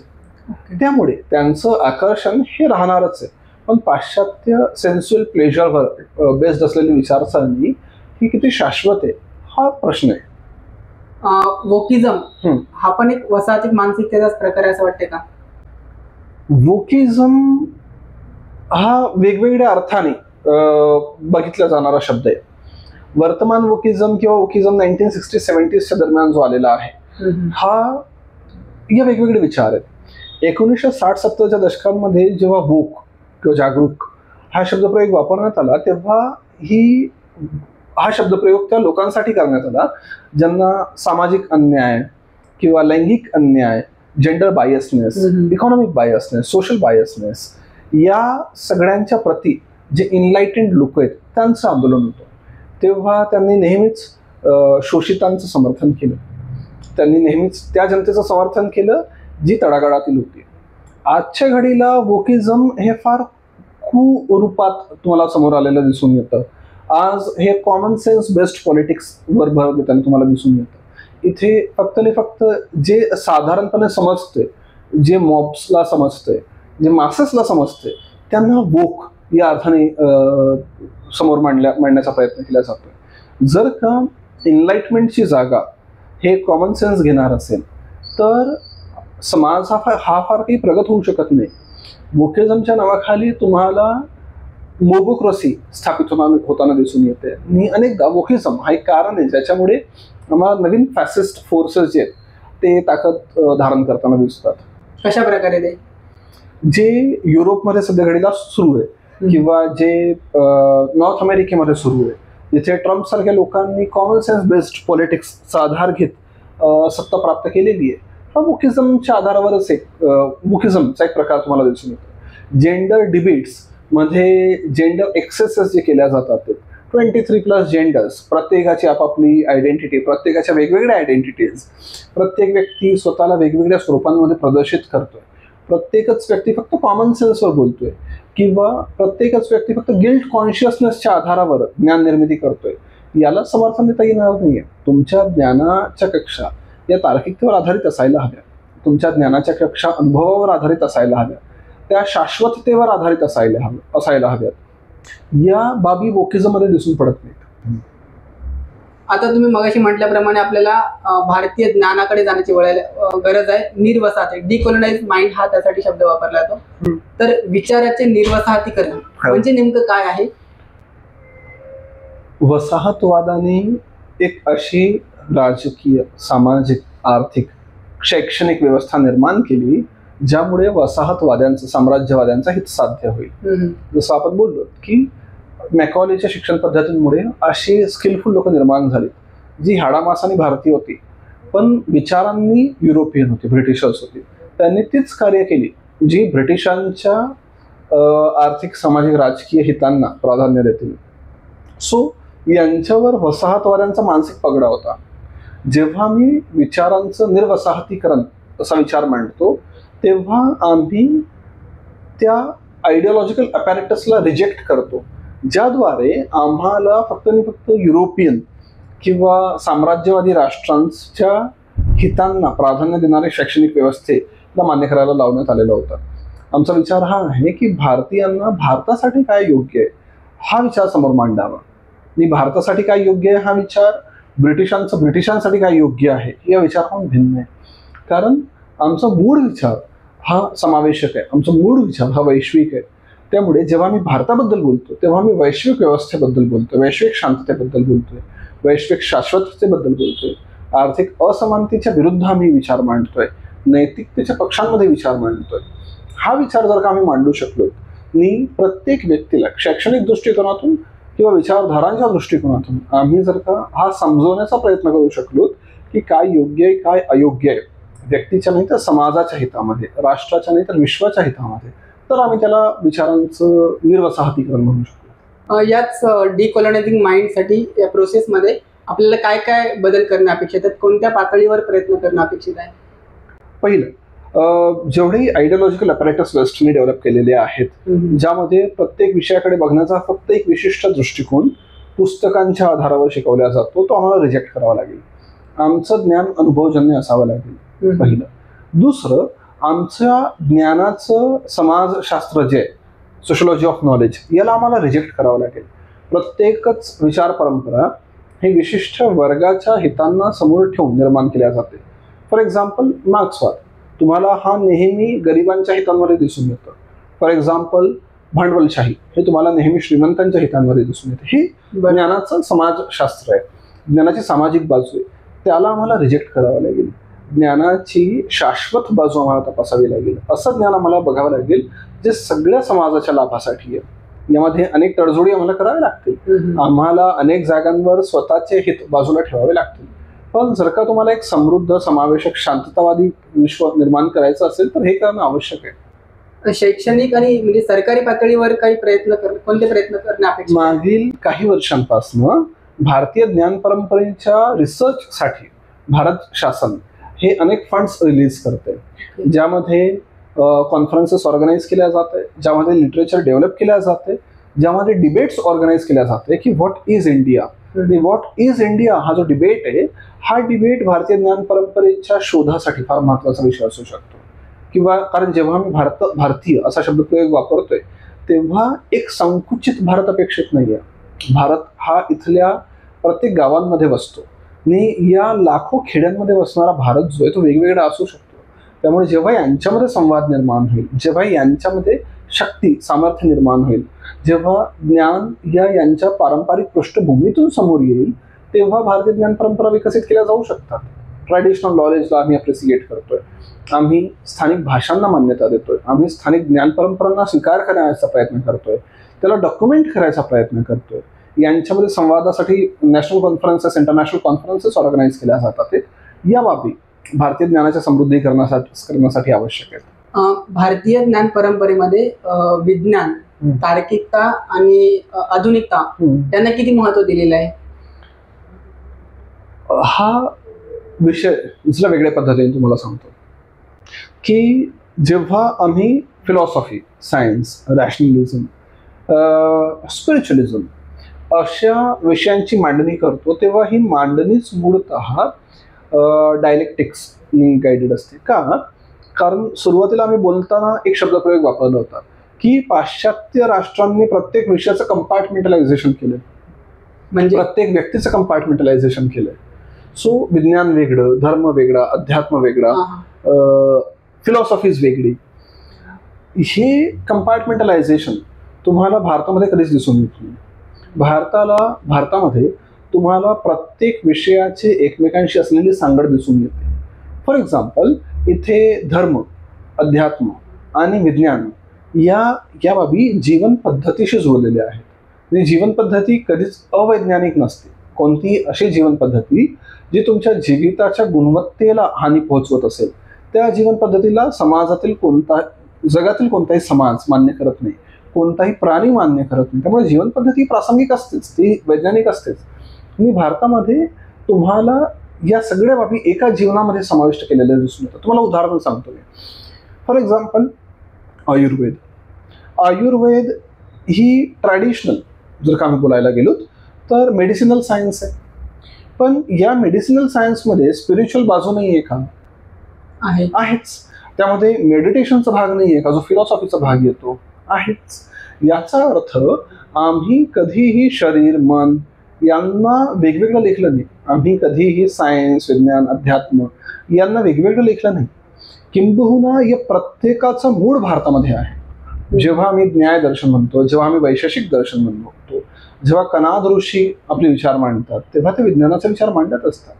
तुम्हाला अजूनही माहिती असेल की अनेक गणितीय सिद्धांतांचं मूळ तुम्हाला भारतामध्ये दिसून येतं, अनेक खगोलीय सिद्धांतांचं मूळ तुम्हाला भारतामध्ये दिसून येतं. मग हा जो आरोपण आहे की भारतीय ज्ञान परंपरा ही वैज्ञानिक नाही किंवा यामध्ये वैज्ञानिक नवोन्मेष नाही, हा आरोप जो आहे हा पूर्णपणे चुकीचा आहे.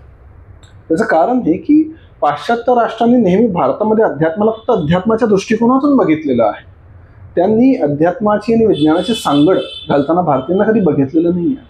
भारत हा होलिझमवर काम करतो, भारत हा एकत्वावर काम करतो, विषयांच्या असो किंवा व्यक्तींच्या असो. त्यामुळे ते डायलेक्टिक्स तुम्हाला इथे दिसून पडणार नाही. भारतामध्ये तार्किकता आहेच, बौद्धांच्या विचारांमध्ये तार्किकता आहे, न्याय दर्शनामध्ये तुम्हाला तार्किकता दिसून येते, तुम्हाला कनाद ऋषींच्या दर्शनामध्ये वैज्ञानिकता दिसून येते, तुम्हाला भास्कराचार्यांच्या विचारांमध्ये वैज्ञानिकता दिसून येतं, तुम्हाला मेडिसिनल सायन्स भारतामध्ये दिसून येतो, तुम्हाला ॲस्ट्रॉनॉमिकल सायन्स भारतामध्ये दिसून येतो, मॅथमॅटिकल सायन्सेस तुम्हाला दिसून येतात. त्यामुळे ती विज्ञानाहून भिन्न आहे हा जो आरोप आहे, हे मी याचं खंडन करतो. बट विज्ञान जे आहे ते सायंटिफिक टेम्परामेंट, एक्सपेरिमेंट याच्यावर बेस्ड आहे, आणि जी फिलॉसॉफी जी असते ती अनुभवावर बेस्ड असते. तर मग विज्ञान आणि तत्वज्ञान याला तुम्ही एकत्र कसं म्हणू शकता, किंवा त्याचाच भाग आहे असं कसं म्हणू शकता? विज्ञान हा प्रोडक्ट नसून प्रोसेस आहे. ओके. विज्ञान हे वैज्ञानिक पद्धतींवर आश्रित आहे. जे आधुनिक नैसर्गिक विज्ञान आहेत ते एक्सपेरिमेंटेशन बेस्ड आहेत, डॉक्युमेंटेशनवर बेस्ड आहेत, क्रॉस व्हेरिफिकेशनवर बेस्ड आहेत, पियर रिव्ह्यूवर बेस्ड आहेत. पण विज्ञानाची ही एकच पद्धत असणं अपेक्षित नाही. ज्ञानाचं शोध घेणं हा विज्ञानाचा अर्थ आहे. मी ज्ञानाचा व्यवस्थित शोध भारतीयांनी देखील घेतलेला आहे. जेव्हा शल्य ऋषी हे आरोग्यावर बोलतात तेव्हा ते देखील तेवढ्याच योग्यपणे शरीरशास्त्राचं अध्ययन करत असतात. जेव्हा भास्कराचार्य खगोलशास्त्रावर बोलतात, गणितीय सिद्धांतांवर बोलतात, तेव्हा त्याची देखील योग्य पडताळणी त्यांनी केलेलीच असते. जेव्हा या ज्ञान परंपरांच्या पाठांतरणावर आम्ही भर देतो तेव्हा ते अवैज्ञानिक ठरतं. मध्ययुगात जी एक कुरीती भारतामध्ये निर्माण झाली ती होती पाठांतर.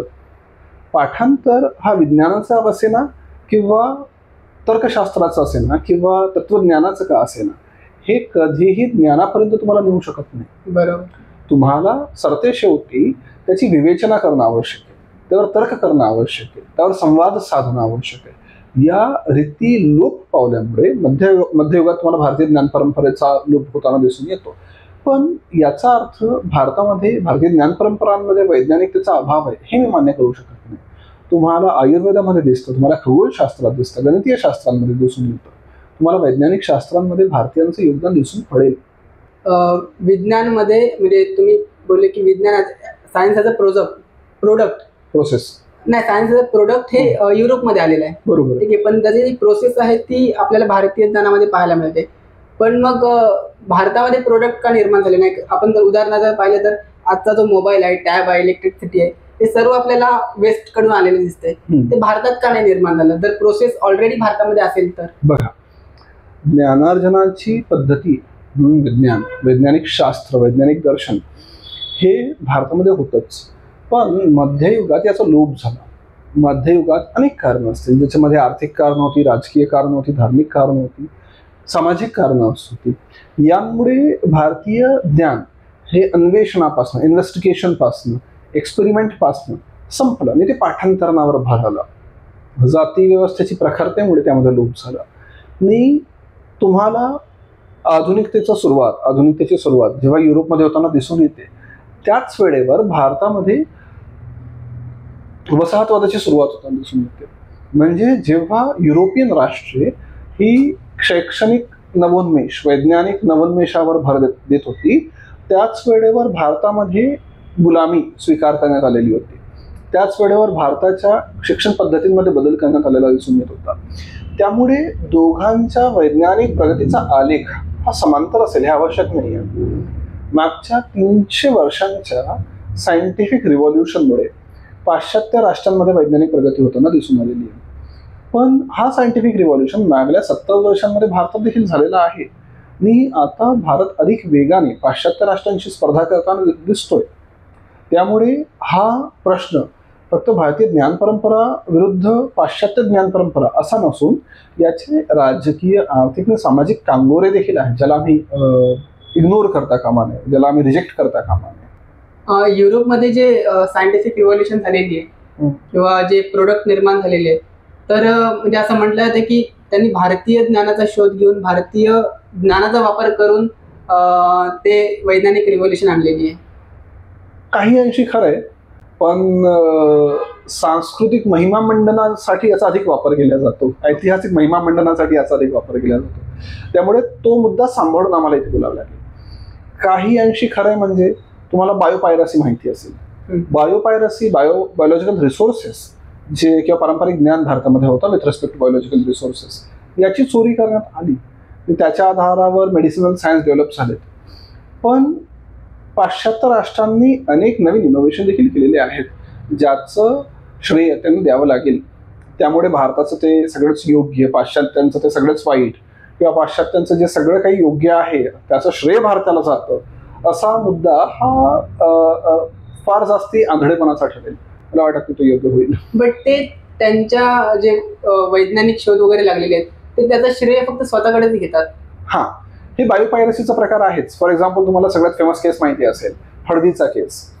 हळदीच्या अँटीबॅक्टेरियल इफेक्टसाठी अमेरिकेने पेटंट करण्याचा प्रयत्न केला आणि भारतामध्ये हळद हजारो वर्षांपासून अँटीबॅक्टेरियल इफेक्टसाठी वापरण्यात येते, किंवा तुळशीच्या नैसर्गिक उपयोगितेसाठी.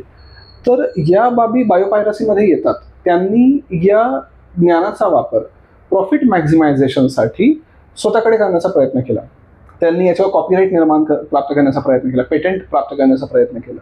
त्यामुळे अगेन ते प्रॉफिट मॅक्झिमायझेशनकडे जात आहे, ते श्रेय घेण्याच्या तरतुदींकडे जात आहे. पण भारतीयांनी ते कधी केलं नाही. भारतीयांनी ज्ञान परंपरेला कधी लिहून ठेवलं नाही किंवा प्रॉफिट मॅक्झिमायझेशनसाठी त्याचा वापर करावा असं यांच्या कधी ध्यानात आलं नाही. पण सुदैवाने असे प्रयत्न जे ते सध्या आणून पाडले जातात. डिकोलोनायझिंग माइंड आहे ना, हे ग्लोबलायझेशनच्या अगेन्स्ट असा आरोप केला जातोय. तर याच्यावर मग आपण त्याला कसं ऍड्रेस करू शकतो? डिकोलोनायझिंग माइंड्स हे ग्लोबलायझेशनच्या विरोधात नाही, किंबहुना ते ग्लोबलायझेशनला समर्थन देतं. बिकॉज तुम्हीच म्हणत होता की ग्लोबलायझेशनच्या म्हणजे ग्लोबलायझेशन जेव्हा आलेलं आहे तेव्हापासूनच याला सुरुवात झालेली आहे. म्हणजे बरोबर, हा मुद्दा समजा तुम्ही. वर्तमान वैश्वीकरणाची जी प्रतिमानं आहेत ती युरोपियन प्रतिमानं आहेत. वैश्वीकरण म्हणजे काय, तर व्यक्तींची, विचारांची, वस्तूंची मुक्त देवाणघेवाण म्हणजे वैश्वीकरण. पण या वैश्वीकरणामध्ये जर का देवाणघेवाण मुक्त नसेल तर एक विचित्र बाब की वैश्वीकरणामध्ये आम्ही पाश्चात्य राष्ट्रांकडून अनेक बाबी घेतल्यात विचारांमध्ये, वस्तूंमध्ये. पण पाश्चात्य राष्ट्रांनी भारतीयांकडनं काय शिकवण घेतलेली आहे?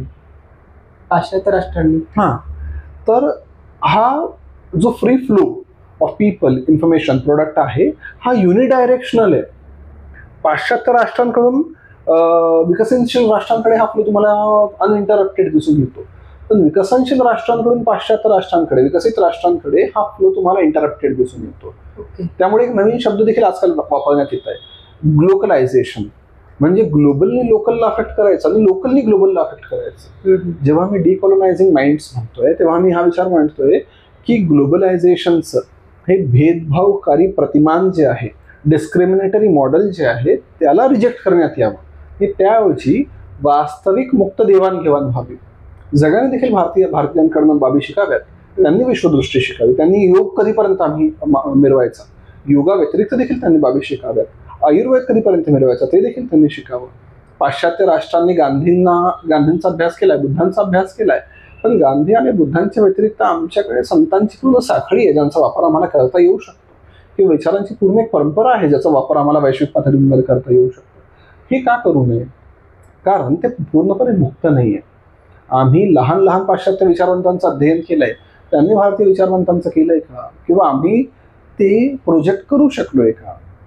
इथे डिकोलोनायझिंग माइंड्स येतात. सो डिकोलोनायझिंग माइंड हे ग्लोकलायझेशनकडे जातं. ग्लोबलायझेशनच्या एक भेदभावकारी प्रतिमानाला तो फक्त विरोध करतोय, ग्लोबलायझेशनला विरोध असं ठरवून केलं जात नाही. भारतीय ज्ञानाचा वापर करून पूर्ण जगावर कशा प्रकारे प्रभाव निर्माण करू शकतो, किंवा जागतिक राजकारणाला आपण कशा प्रकारे प्रभाव निर्माण करू शकतो, यासाठी फार सुंदर पुस्तक आहे एस जयशंकर यांचं, व्हाय भारत मॅटर्स. ते पुस्तक फार सुंदर पद्धतीने त्यांनी लिहिलं. त्यांनी व्हाय इंडिया मॅटर्स खरंच लिहिलं नाही. त्यांचा जो विचार आहे तो या प्रश्नाचं तार्किक उत्तर तुम्हाला देईल की 21व्या शतकामध्ये जागतिक पातळीवर भारताचं प्रभुत्व निर्माण होईल असं वक्तव्य केलं जात आहे. पण जेव्हा भारत ग्लोबल हाय टेबल्सवर जाणार आहे, किंवा जेव्हा भारतीय प्रतिनिधी हे विश्वातील वेगवेगळ्या देशांच्या प्रतिनिधींसमोर बसणार आहेत, तेव्हा आम्ही कोणता विचार मांडणार आहे? आम्ही पाश्चात्य राष्ट्रांची एक स्वस्त नक्कल बनून बसणार आहेत का? की आमच्याकडे काही स्वतंत्र विचार आहेत जे भारतीयांचे असतील, जे भारतीयांच्या विश्वासाठी असतील, अशी विचार आम्हाला बघावे लागतील. मी हे जर का आम्ही तिथे ठेवू शकलो ते अत्यधिक योग्य, पहिली बाब. दुसरी, प्रभुत्व हा विचारच मुळात पाश्चात्य आहे. भारताचं वैश्वीकरण हे अवघे विश्वाची माझे घर हा आहे, हे प्रभुत्वावर आधारित नाही आहे, ते प्रेमावर आधारित आहे, हे समावेशनावर आधारित आहे, हे सहकार्यावर आधारित आहे, हे संवादावर आधारित आहे. त्यामुळे प्रभुत्व हा विचार जो आधुनिक पाश्चात्य विचारसरणीमधून आलेला आहे, राजकारणामध्ये आलेला आहे, त्या विचारांशी आमची नाळ आम्ही जोडता कामा नये. आम्हाला त्या विचारापासून स्वतंत्र राहावं लागेल. प्रभुत्व अनेकांनी स्थापित केलंय, अनेकांचं प्रभुत्व संपलंय. आम्ही प्रेम देऊ शकतो अथवा नाही, आम्ही समाधान देऊ शकतो अथवा नाही, यावर चिंतन व्हायला हवं. आणि हे चिंतन जेवढं भारत देईल तेवढंच भारताव्यतिरिक्त अन्य राष्ट्र देखील देऊ शकतील. त्यांचं देखील ऐकण्याची आमची मानसिकता असायला हवी. गांधी फार सुंदर बोलतात तेव्हा. गांधी म्हणतात की आम्ही आमच्या घरातल्या खिडक्या उघड्या ठेवायला हव्यात, ती दारं बंद ठेवायला हवीत. आम्ही दुसरीकडे जाता कामा नये, पण जगातले वारे आमच्यापर्यंत यायला हवे, जे योग्य ते आमच्याकडे यायला हवं. आम्ही बेघर होता कामा नये. हे आमचं घर आहे, पण याचा अर्थ असा नाही की आम्ही ते एकलकोंडेपणाने राहतो. जे जे जगात योग्य त्याचं समर्थन आम्ही करायला हवं. जे आफ्रिकेमध्ये योग्य आहे ते देखील आम्ही घ्यावं, जे युरोपात योग्य आहे ते देखील आम्ही घ्यावं, जे आशियात योग्य आहे ते देखील आम्ही घ्यावं. सर्वसमावेशनाचा विचार भारतीयत्वाकडे येतो. बरं, याच्यासाठी भारत सरकार काही प्रयत्न करत आहे की भारतीय ज्ञानाचा जगभर प्रचार करण्यासाठी योगा सोडून? अनेक प्रयत्न केले जातात. इंडिया स्टडी सेंटर्स एस्टॅब्लिश केले जातात. इंडिया स्टडी सेंटरद्वारे जागतिक पातळीवर भारत म्हणजे काय, कसा राष्ट्र आहे, काय वैशिष्ट्य आहेत, आमची वैश्विक दृष्टी काय आहे, हे जगभरातल्या लोकांना आम्ही सांगतोय. इंडियन काउन्सिलेटमधनं, इंडियन एम्बसीजमधनं याच्यासाठी प्रयत्न केले जातात. मिनिस्ट्री ऑफ एक्सटर्नल अफेअर यासाठी काम करते. कल्चरल एक्सचेंजेसच्या आधारावर यासाठी काम केल्या जातात. बरं, याचा भारतीय ज्ञानाचं जर आपण प्रोत्साहन दिला तर यातून नकारात्मक बाजू कोणत्या आहे त्याच्यामध्ये? जसं की मगाशी तुम्ही म्हटल्याप्रमाणे सांस्कृतिक एकलकोंडेपणा, ओव्हर सिम्प्लिफिकेशन ऑफ हिस्ट्री, इतिहासाचं अतिसामान्यीकरण होण्याची पण भीती याच्यामध्ये आहे ना? नाही, किंबहुना इतिहासाचं अतिसामान्यीकरण पाश्चात्य राष्ट्रांनी केलं. इतिहास हा त्यांनी युनिडायरेक्शनल बनवला. आम्हाला इतिहासाचं सर्वांगीण अध्ययन करावं लागेल. फॉर एक्झाम्पल, तुम्ही मार्क्सवाद बघा. जेवढी वामपंथी आहेत ते इतिहासाचं अतिसामान्यीकरण करतात. त्यांच्या मते इतिहास हा फक्त आर्थिक घटकांनी प्रेरित असतो. त्यांनी सामाजिक घटकांचं दुर्लक्षित केलंय, धार्मिक घटकांना दुर्लक्षित केलंय, राजकीय घटकांना दुर्लक्षित केलंय, वैज्ञानिक घटकांना दुर्लक्षित केलंय. वसाहतवादी इतिहासकारांनी भारतीय इतिहासाचं अगेन पुन्हा तेच अतिसामान्यीकरण केले. त्यांनी इतिहासाला हिंदू इतिहास, इस्लामिक इतिहास या प्रकारची विभागणी केली आहे. पण भारतामध्ये तुम्हाला त्या प्रकारची विभागणी कधीच दिसून पडत नाही. हिंदवी साम्राज्य स्थापित करणाऱ्या छत्रपतींच्या शासन व्यवस्थेला देखील फक्त हिंदू शासन व्यवस्था म्हणता येणार नाही. ती एक समावेशक शासन व्यवस्था होतीच की. त्यांच्यामध्ये देखील अनेक मुसलमानांनी आपलं योगदान दिलेलं आहे, अनेक परकीयांनी आपलं योगदान दिलेलं आहे. याला तुम्ही कसं नाकारणार आहे? हे अतिसामान्यीकरण झालं. त्यामुळे जेव्हा भारतीय ज्ञान परंपरा आम्ही म्हणतोय तेव्हा इथे अतिसामान्यीकरणाचा प्रयत्न केला जात नाही. इथे सर्वांगीण दृष्टिकोनाला समजून घेण्याचा प्रयत्न केला जातोय. त्यामुळे सांस्कृतिक एकलकोंडेपणा येणार नाही. या राष्ट्रामध्ये सांस्कृतिक एकलकोंडेपणा येईल कसा? ज्याने नेहमीच सर्व विचारांचं स्वागत केलंय. भारतामध्ये सर्वाधिक धर्मांचा उदय झालाय, सर्वाधिक धर्मांचा जन्म झालेला आहे. जेव्हा जागतिक पटलावर कोणत्याही दोन धर्मांमध्ये शांतता स्थापित नव्हती तेव्हा भारतामध्ये एकाच वेळेवर अनेक धर्मांचा उदय झालाय. हे दर्शवतं की आम्ही वेगवेगळ्या विचारांना घेऊन टॉलरंट आहोत. आम्ही कोणत्याही पातळीवर असहिष्णू होऊ शकत नाहीत. आम्ही सहिष्णूच आहेत. आम्ही विविधतेला घेऊन सहिष्णू आहेत. आम्हाला एकलकोंडेपणाची गरज नाही आहे. आम्ही विविधतेला समर्थन करतो, त्यांचं स्वागत करतो. बरं, हे भारतीय ज्ञानाला विकृत ठरवण्यासाठी कशा प्रकारे इतिहास लेखन करण्यात आलेलं आहे? काही उदाहरण देऊन सांगू शकता का? वसाहतवादी इतिहासकारांनी लिहिलंय हिंदू इतिहास, इस्लामिक इतिहास. फॉर एक्झाम्पल, एन्शियंट हिस्ट्री जी आहे भारताचा प्राचीन इतिहास जो आहे याला फार सोप्या पद्धतीने हिंदू इतिहास असा शब्दप्रयोग वापरला. मध्ययुगीन इतिहासाला त्यांनी फार सोप्या पद्धतीने इस्लामिक इतिहास शब्दप्रयोग वापरला. इस्लामिक इतिहासाच्या कालखंडांमध्ये हिंदू राजे नव्हते का? किंवा इस्लामिक इतिहासाच्या कालखंडामध्ये हिंदूंनी कार्य केलं नाही का, किंवा इस्लामिक शासकांनी हिंदूंसाठी समर्थन दिलं नाही का, यांनी धार्मिक तेढ निर्माण करायसाठी हा इतिहासाचं सामान्यीकरण केलंय जे पूर्णपणे गैर लागू ठरतं. किंवा पूर्णपणे इतिहासाचं लेखन हे आर्थिक घटकांच्या आधारावर केलं वामपंथी इतिहासकारांनी, हे चुकीचं नाहीये का? फॉर एक्झाम्पल, भारतामध्ये सामाजिक घटक हे आर्थिक घटकांना प्रेरित करत नाहीत का? भारतामध्ये अजूनही पारसी समुदाय आहे किंवा जैन समुदाय आहे, यांची आर्थिक प्रगती तुम्हाला उत्तम दिसून येते. हे आर्थिक प्रगतीमुळे यांचा वेगळा धर्म आहे की यांच्या धार्मिक विचारांमुळे त्यांची आर्थिक प्रगती उत्तम आहे? याचा अंतरसंबंध आम्हाला शोधावा लागेल. हा इतिहासाचं विकृतीकरण आहे जे वामपंथी विचारवंतांनी केलंय किंवा जे वसाहतवादी विचारवंतांनी केलंय. भारतीय इतिहासाचं नवीन पुनर्लेखन करण्याची गरज आहे जी भारताच्या दृष्टिकोनातून असेल. बट 1947 पासून म्हणजे आतापर्यंत ब्रिटिश गेल्यानंतरही पण तोच अभ्यासक्रम तोच इतिहास आपल्याला दाखवण्यात आला, हे सरकारी पातळीवर पण. बरोबर. मग त्याचं काय कारण आहे? मग कारण की जर माहीत असेल तर बदलायला हवा होता ना. मग बरोबर. अनेक बाबी हळूहळू येतात. पहिली बाब, भारतीय इतिहासकारांमध्ये वामपंथांचं प्रभुत्व आहे. त्यामुळे इतिहासाचं हिंदू पुनर्लेखन संपलं, इतिहासाचं मुस्लिम पुनर्लेखन संपलं, मुस्लिम इतिहासाचा कालखंड संपला, पण इतिहासाचा वामपंथी पुनर्लेखन अजूनही सुरू आहे. या पुनर्लेखनाचा समस्या काय? माझी अडचण वामपंथाशी नाही, माझी अडचण वामपंथांच्या आर्थिक न्यूनीकरणाशी आहे. प्रत्येक बाबीला ही जर का तुम्ही आर्थिक घटकांवर आश्रय मानत असाल तर भारतीय जाती व्यवस्थेचं विश्लेषण तुम्ही कसं करणार आहे? भारतीय जातीयता ही आर्थिकतेवर आधारित आहे का? नाही आहे. भारतीय जातीयता ही वेगळी आर्थिक घटकांवर, हे तुम्हाला का दिसत नाहीये? याचं कारण असं, पहिलं, आम्ही अनेकदा इतिहासाचं लेखन हे गिल्ट कॉन्शियसनेसवरनं करतोय. आम्ही अनेकदा इतिहासाचं लेखन हे युनिव्हर्सिटी प्रोफेसर्सच्या कलाने करतोय. त्यामुळे स्वतंत्र इतिहास लेखन होणं किंवा स्वतंत्र शोध होणं याला भारतामध्ये फारसं स्थान देण्यात आलेलं नव्हतं, राजकीय कारणांनी असोत किंवा शैक्षणिक कारणांनी असोत. आता त्याची गरज आहे. तुम्हाला फक्त तेच इतिहासकार भारतामध्ये समोर येताना दिसून येतात ज्यांनी एका पठडीतलं इतिहास लेखन लिहिलं आहे.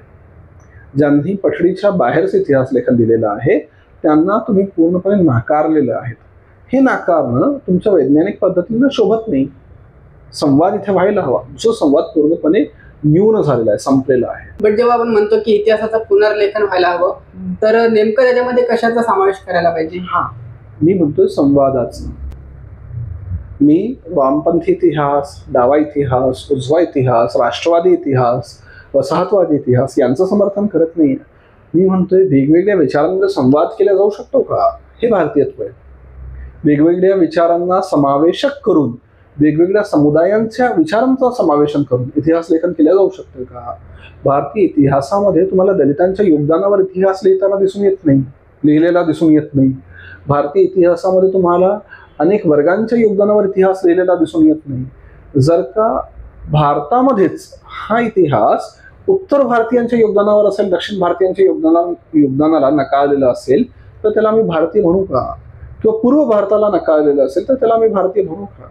भारतीयत्व हे वेगवेगळ्या विचारांच्या, वेगवेगळ्या समुदायांच्या, वेगवेगळ्या भाषांच्या एकीकरणावर निर्माण झालेला आहे. आणि भारताचा इतिहास देखील तसाच असायला हवा. इथे मी तुम्हाला राष्ट्रवादी इतिहास, वामपंथी इतिहास, डावा उजवा इतिहास याचं समर्थन करत नाहीये. मी इतिहासाच्या संवादाचं समर्थन करतोय. ते संवाद साध्य केला जाऊ शकतं का? त्याच्यामध्ये काही राजकारणाचा काही भाग आहे का? म्हणजे कारण की आजचे उजवे पक्ष म्हणतात की त्याच्यामध्ये वसाहतवादी इतिहास किंवा वामपंथी इतिहास लिहिण्यामध्ये काँग्रेसचा हात आहे किंवा काँग्रेस पण त्याच्यामध्ये प्रमोट करते, कारण की काँग्रेसच्या काळामध्ये पण वसाहतीवादी इतिहास आपल्याला दाखवला गेलाय. राजकारण प्रत्येकीकडे असेल. राजकारण म्हणजे सत्तेचं व्यवस्थापन. ते प्रत्येक कालखंडामध्ये, प्रत्येक जागेमध्ये तुम्हाला दिसून पडणार आहे. पण इथे मुद्दा काँग्रेस विरुद्ध भाजपा, उजवे विरुद्ध डावे हा नाही. इथे मुद्दा आहे भारतीयत्व. भारतीय इतिहास लेखनासाठी जे जे आवश्यक आहे ते करायला हवं असं माझं मत आहे. बरं, काही प्रयत्न चालू आहेत का त्याच्याबद्दल, त्याच्यासाठी काही? सुदैवाने मागील 5-6 वर्षांपासून NEP आल्यापासून आम्ही प्रयत्न करतोय की भारताच्या इतिहासाचं पुनर्जीवन करण्यासाठी वेगवेगळे कॉन्फरन्सेस आहेत, वेगवेगळे विचारवंत समोर येण्याचा प्रयत्न करतात आणि त्यांना स्थान लेखनामध्ये दिल्या जात आहे. जे नक्कीच एक स्वागत योग्य पाऊल आहे. पण ते पण एक म्हणजे तटस्थ इतिहास लेखन करण्यामध्ये ते पण सफल ठरतील का? कारण की माझा विचार 2019 मधलं जर उदाहरण दिलं ते रामचंद्र गुहा यांना अटक झाली होती, म्हणजे ते एकदम म्हणजे इतिहासाशी तटस्थ इतिहास लिहिणारे होते. नाही, रामचंद्र गुहा देखील एक विशिष्ट पठडीतले इतिहासकार आहे. त्यामुळे जेव्हा तटस्थ इतिहास हा मुद्दा येतो तेव्हा मुद्दा हा नाही की तुम्ही उजवेत की डावेत. मी पुन्हा तोच मुद्दा म्हणतोय, संवादाला स्थान आता मिळत चाललंय. आजवर एक नवा इतिहास लिहिणाऱ्यांना कोणत्याही व्यासपीठांवर स्थान नव्हतं. ते स्थान वसाहतवाद्यांनी घेतलेलं होतं, ते स्थान डाव्यांनी घेतलेलं होतं. आज जर का भारतीय इतिहास लिहिणारे भारतीय इतिहासकार समोर येत असतील तर त्यांना स्थान देणं याचा अर्थ त्यांना संवादाची मुभा देणं हे आहे. जर का संवाद होतोय तर नक्कीच चांगलं बाहेर पडेल. जगामध्ये जर तुम्ही पाहिलं तर काही आव्हाने आहेत, जागतिक आव्हाने, ज्याच्यामध्ये आपण ग्लोबल वॉर्मिंग असं म्हणतो, तर त्याला ऍड्रेस करण्यासाठी इंडियन नॉलेजचा आपण कशा प्रकारे वापर करू शकतो? बघा, भारतीय ज्ञान परंपरांमध्ये उपभोगांवर भर दिला जात नाही ना, कन्झम्पशनवर आम्ही भर देत नाही, संवर्धनावर देतोय, कन्झर्वेशनवर भर देतो. तो ग्लोबल वॉर्मिंग किंवा क्लायमेट चेंजचं एक सोल्युशन असू शकतो. संवर्धन. आम्ही प्रोडक्ट मॅक्झिमायझेशन, प्रॉफिट मॅक्झिमायझेशनवर काम करत नाही, आम्ही सायक्लिक प्रोडक्ट्सवर काम करतो, आम्ही पुनर्जीवनावर, पुनरुपयोगितेवर काम करतोय, त्याचा इथे वापर केला जाऊ शकतो. आम्ही निसर्ग आणि व्यक्ती यांच्यामध्ये एक तारतम्य निर्माण करून समाज व्यवस्था स्थापित करतो, त्याचा वापर इथे केला जाऊ शकतो. इथे फक्त आणि फक्त व्यक्ती ऐवजी समाज यावर भर दिला जातो. त्यावर जर का आम्ही कार्य केलं तर ग्लोबल वॉर्मिंग किंवा जेवढी जागतिक आव्हानं आहेत त्यांच्याशी लढण्यासाठी काम केलं जाऊ शकतं. अनेक कांगोरे या विषयाला आहेत ज्याला आपण शोधू शकतो. जर वसाहतवाद जर तुम्ही पाहिला तर हा दक्षिण अमेरिका, आफ्रिका, आशियामध्ये आपल्याला पाहायला मिळतो. तर डिकोलोनायझिंग माइंड ही जी प्रोसेस आहे ती फक्त भारतापुरतीच मर्यादित आहे का जागतिक चळवळ आहे? ही जागतिक चळवळ आहे. आम्ही तुम्हाला पुन्हा तो मुद्दा मी मांडलेला आहे की आधी ब्रिटिशांनी जागतिक व्यवस्थेवर स्वतःचं प्रभुत्व निर्माण केलं आणि जगाला ब्रिटिश करण्यात, इंग्रज करण्यामध्ये त्यांनी हातभार लावला. तो हातभार भारताला लावायचा नाही. भारताला संपूर्ण जगाचं भारतीयकरण करायचं नाहीये. भारताला संपूर्ण जगाला प्रेरित करायचंय जेणेकरून त्यांनी स्वत्व शोधावं आणि त्या स्वत्व शोधण्याच्या भारतीय प्रयत्नांचा एक भाग म्हणजे भारतीयकरण आहे. कदाचित पाश्चात्य राष्ट्र म्हणजे आफ्रिकन राष्ट्रांसाठी तो प्रयत्न वेगळा असेल, पण स्वत्व शोधणं हा मुद्दा तिथे असेलच. कदाचित दक्षिण अमेरिकेसाठी तो मुद्दा वेगळा असेल, पण स्वत्व शोधणं हा मुद्दा तिथे असेलच. तुम्हाला कदाचित आठवत असेल की 1960च्या दशकामध्ये आम्ही नॉन अलाइनमेंट मुवमेंट चालवायचो आणि या आंदोलनाचा भाग देखील तोच होता की तुम्ही एका विशिष्ट विचारधारेसोबत, एका विशिष्ट पठडीतल्या विचारांसोबत जाण्यापेक्षा जे स्वत्व आहे, ते स्वतःचं हित जे आहे ते तुम्ही शोधावं आणि या सर्वांच्या हितांचं एकीकरण करून आम्ही वैश्विक हित साध्य करू शकतो. बरं, आपण जेव्हा स्वत्व शोधण्याची आपण भाषा करतो तर आपण जर पाहिलं तर भारतामध्ये जे चित्रपट आहेत, कला आहेत, साहित्य आहे, तर याला बेस्ट ऑफ बेस्टचा दर्जा देण्यासाठी आपण पश्चिमी मान्यतांवर अवलंबून राहतो. जसं की ऑस्कर असेल, बुकर प्राइज असेल, तर यांसारख्या मान्यता जर मिळाल्या तर ते बेस्ट ठरतं असं आपण म्हणतो. तर ते कितपत योग्य आहे? अगेन हा जो मुद्दा आहे बेस्टवाला मुद्दा, हा मुद्दा हायरार्कियल आहे. अच्छा, ठीक आहे, की एक चांगलं नाही आहे दुसरं चांगलं आहे. मुळात सिनेमे असावेत किंवा गाणी असावेत किंवा लेखन असावं, यांचं योग्य अयोग्य, चांगलं वाईट याची कारणमीमांसा करण्याचा पूर्ण हक्क हा श्रोत्यांचा असावा, वाचकांचा असावा, दर्शकांचा असावा. याला राजकीय आश्रय देण्याचं कारण नाही आहे. जेव्हा एखादा मुद्दा जागतिक पातळीवर रिजेक्ट केला जातो पण राष्ट्रीय पातळीवर त्याचं समर्थन केलं जातं, तेव्हा आमच्या लक्षात येतं की जागतिक राजकारणांमुळे कदाचित ऑस्कर सारख्या मुद्द्यांना, ऑस्कर सारखे पुरस्कार अनेक चित्रपटांना मिळत नसतील, पण लोकांच्या ते पचनी पडतंय, लोकांना ते लक्षात येतंय, त्यामुळे लोक त्यांना स्वतः तेवढा सन्मान देतात. त्यामुळे राजकारण्यांच्या बैठकीमध्ये कोणता चित्रपट वाहवा मिळवून जातोय किंवा कोणतं लेखन शाबाशी मिळवून जातोय, यापेक्षा महत्वाचं आहे की लोकांच्या बैठकींमध्ये, वाचकांच्या बैठकींमध्ये, दर्शकांच्या बैठकींमध्ये कुठे टाळ्या पडतात. आपण अशा काही मान्यता तयार केलेली नाहीत ना, अशा म्हणजे आपण अजूनही त्याच्यावरच अवलंबून राहतो. मी तुम्हाला सांगतोय की एक alternate movement of movie making असायला हवी, ती आहे देखील. भारतामध्ये देखील समांतर चित्रपटसृष्टी आहे. त्यातनं सिनेमे येतात, लोक त्यांना प्रतिसाद देतात, लोक त्यांना वाहवा देतात. म्हणजे आपण असं म्हणू शकतो की आपले बॉलिवूड पण हॉलिवूडपेक्षा चांगले आहेत. बॉलिवूड हॉलिवूडपेक्षा चांगलं आहे असं म्हणणं सामान्यीकरण होईल. आपण एका चित्रपटाबद्दल बोलू. हा चित्रपट खरंच चांगला आहे, तो चित्रपट खरंच चांगला आहे. फॉर एक्झाम्पल नागराज मंजुळे आमच्याकडे कार्य करतात, मल्याळम सिनेसृष्टी याच्यासाठी कार्य करते, बेंगॉली चित्रपट यासाठी कार्य करतात. चांगले चित्रपट निर्माण केल्या जातात. पण आता जर पाहिलं शहरीकरण वाढत चाललेलं आहे, जागतिकीकरणाने तर खूप वेगाने टेक्नॉलॉजी आणि उपभोक्तावादी संस्कृतीचा प्रचार प्रसार होत चाललेला आहे. आणि यामुळे आपण म्हणजे भारत तयार आहे का हा प्रश्न पडतो त्यासाठी, डिकोलोनायझिंगसाठी, की आपण सगळं ते पश्चिमी सोडून द्यावं आणि भारतीय जावं. नक्कीच. बघा, पाश्चात्य राष्ट्रांच्या विचारांचं प्रभुत्व भारतावर निर्माण झालंय का? आहे. नवीन पिढ्यांवर निर्माण झालंय का? आहे. त्यामुळे आम्ही पुन्हा भारतीयत्वाकडे, पुन्हा त्या जीवन पद्धतींकडे जी शाश्वत आहे वळणार आहेत का? माहिती नाही. सो मुद्दा हा नव्हे की भारतामध्ये पाश्चात्य विचारधारांचा किती प्रभुत्व आहे, की उपभोगवाद किती वाढलेला आहे. मुद्दा हा आहे की वर्तमान राजकीय व्यवस्था, आर्थिक व्यवस्था, वैचारिक व्यवस्था, उपभोक्तावाद किंवा विचारसरणी या किती शाश्वत आहेत. आज जे आम्हाला सोपं वाटतंय ते किती कालखंडापर्यंत आम्ही सस्टेन करू शकतो, हा मुद्दा आहे. सो जर का आम्ही भारतीय ज्ञान परंपरांना पुनर्जीवित करू इच्छित नसू, तर माझा प्रश्न पुन्हा तोच असेल की किती आवडतंय किंवा आवडत नाही आहे यापेक्षा तुम्हाला गरज आहे अथवा नाही ते बघा. औषध कडू असेल पण तुम्हाला जर का घ्यायची गरज आहेच तर घ्यावं लागेल, त्याशिवाय पर्याय नाही. बरं, यामध्ये इंग्रजीचा प्रभाव कमी करणं शक्य आहे का? इंग्रजी फक्त भाषा, संवाद भाषा म्हणून दुय्यम ठरते. त्याचा प्रभाव कमी करणं हे अतिराष्ट्रवादीकडे जाईल. मुद्दा हा आहे की संवादामध्ये कोणते विचार मांडले जातात. इंग्रजींचा वापर करून भारतीय विचार जर तुम्ही मांडतात तर काही प्रश्न नव्हे. फक्त संवाद भाषेपुरतं जर का तुम्हाला विचार मांडायचा असेल तर इंग्रजी आहेच, जागतिक संवाद भाषा म्हणून त्याला स्थान द्यावं लागेल. मुद्दा कोणत्या भाषेमध्ये बोलतात येत यापेक्षा काय बोलतात येत त्याचा अधिक आहे. सो जर का तुमचे विचार भारतीय असतील तर काही हरकत आहे असं मला वाटत नाही.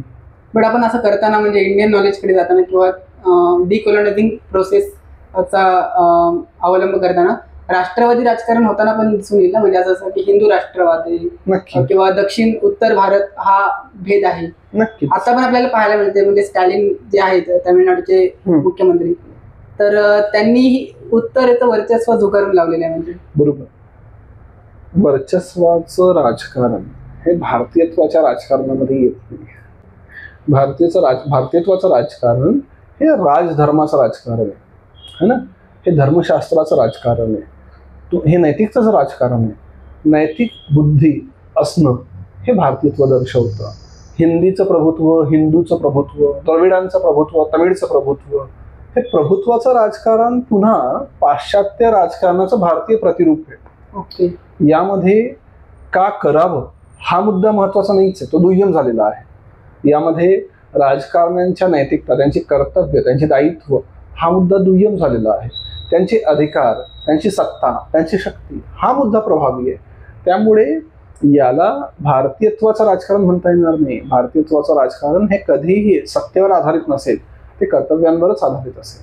पण आताचं जे राजकारण ते सत्तेवरच आधारित आपल्याला पाहायला मी तुम्हाला सांगतोय की जे सत्तेवर आधारित आहे ते तुम्हाला पाश्चात्य राजकारणाची स्वस्त नकल भारतामध्ये दिसून येते. मग आपण असं म्हटलं की म्हणजे आता जे आहे कल्चर असेल, राजकारण असेल किंवा संविधान पण असेल, ते पाश्चिमात्यांची नक्कल आहे. बरोबर, याला तुम्ही समर्थन करता? म्हणजे हो, बरोबर आहे. हो, तर मग 1280. अच्छा, जर आपण जर वैयक्तिकरित्या जर पाहिलं म्हणजे आपण इंग्रजीला आपण जास्त महत्व देतो.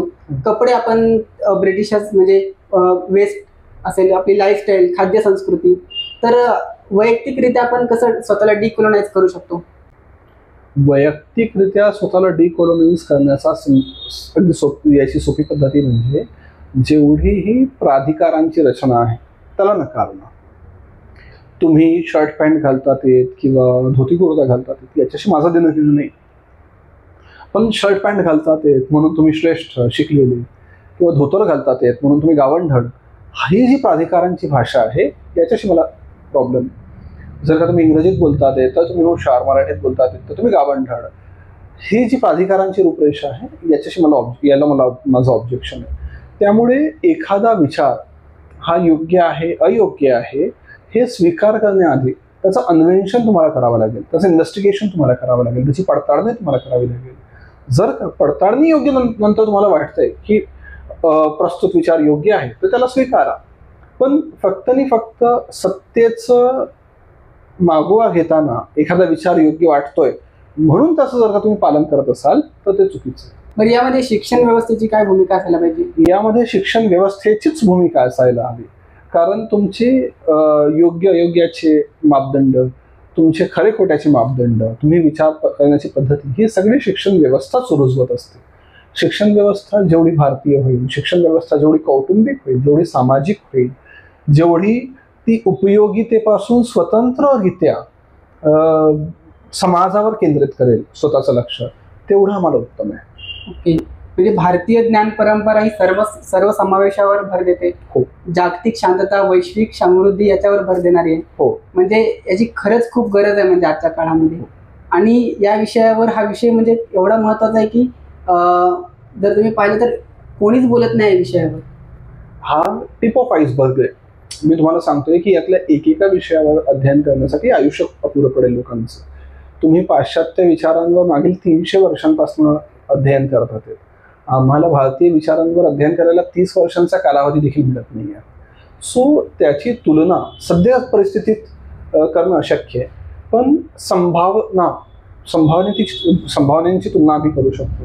यामध्ये फार मोठी संभावना लपलेली आहे. त्याचा जर का आम्ही वापर केला योग्य दिशेने तर भारताला जे स्थान आहे वैश्विक पातळीवर ते प्राप्त करण्यापासून पण थांबवू शकत नाही. जगाला भारताची गरज आहे, ती गरज आम्ही याच पद्धतीने पूर्ण करू शकतो.